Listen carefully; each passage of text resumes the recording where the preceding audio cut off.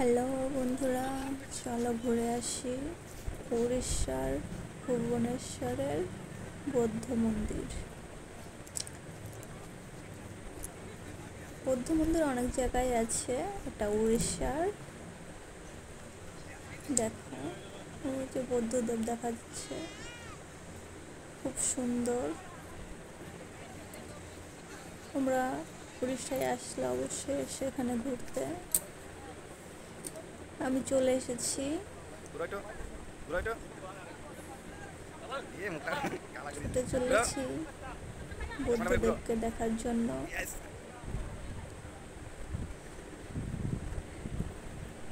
দেখো, চলে এসেছি বুদ্ধদেবের কাছে। বুদ্ধদেবের মূর্তিগুলো দেখো, খুব সুন্দর। এই মন্দিরটা অনেক উঁচুতে অবস্থিত, তাই দেখো নিচটা কত সুন্দর লাগছে। আমি দাঁড়িয়ে দাঁড়িয়ে তাই দেখছি। আমার বড় মাসে একটু ভিডিও করে দিল।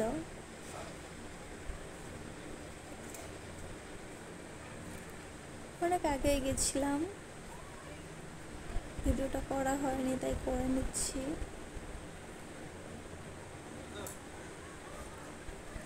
কেমন লাগলো ভিডিওটা তোমরা অবশ্যই জানিও। সেলফি তোলা হয়েছিল, তো কটা শেয়ার করলাম।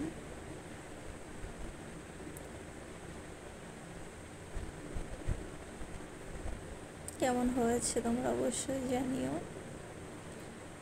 এখানে কয়েকটা সিংহ ছিল, এত সুন্দর বলার মতো না।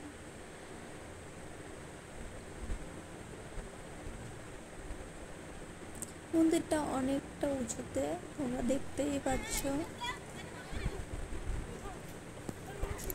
এর পিছনে আর একটা মন্দির ছিল, ছোট্ট শিব মন্দির। দেখো, আমরা ওটা দেখতে এসেছিলাম, যদিও ভেতরে ঢুকিনি, বাইরে থেকে দেখছিলাম।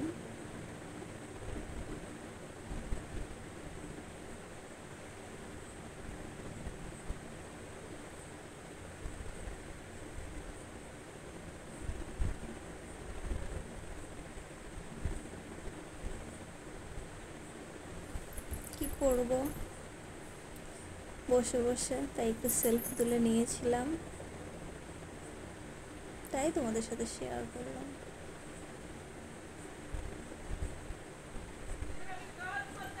দেখো নিচটা কত সুন্দর লাগছে, চারিদিকটা।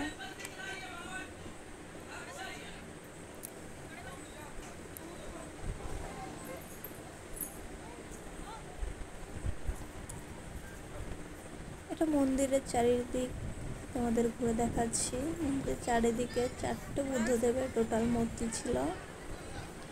এই দেখো একটা বুদ্ধদেবের মূর্তি।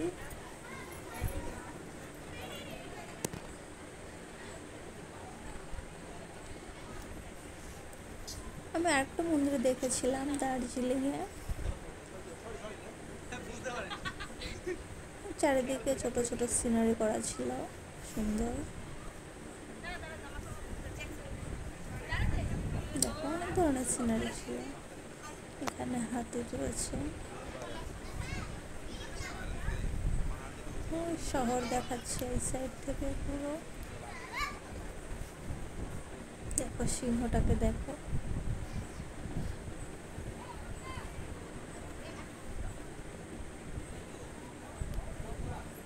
এখানে রয়েছে বুদ্ধদেব শুয়ে রয়েছে।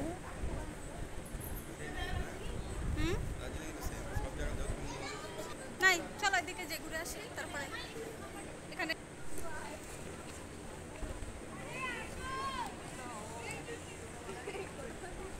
দেখো কতটা উঁচুতে অবস্থিত মন্দিরটা। তো চলো এখানেই, পরে আবার দেখা হবে। ততক্ষণে তোমরা সবাই খুব ভালো থেকো। টাটা।